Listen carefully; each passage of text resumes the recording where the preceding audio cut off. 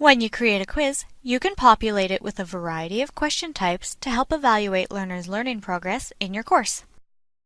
This tutorial shows the steps to create a new quiz and questions. From the Quizzes tool, click New Quiz.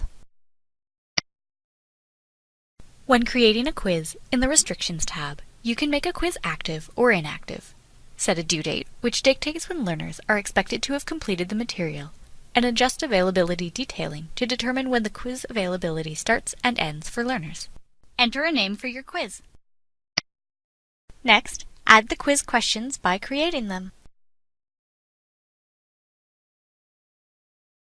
Click Add Edit Questions. Click New. You can populate the quiz with a variety of question types, including true or false, matching, arithmetic, and more. For this example, select True or False question. Enter question text to populate the question. Determine whether the answer to your question is true or false. You must enter a points value. This determines the value of the question in the overall quiz. By default, the question difficulty is 1. Increase this value for more difficult questions. When you are done setting up the question, click the Save menu.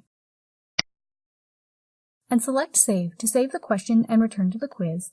Select Save and New to create another question, or select Save and Copy to create a new question with the current question as a template. For this example, select Save. If you are satisfied with the questions you've created, click Done Editing Questions. You can now continue filling in the quiz properties. In the Description field, create a description for a quiz that is not yet available to users.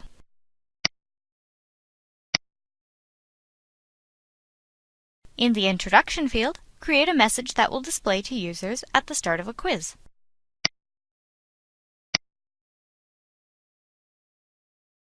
Finally, select the desired optional advanced properties.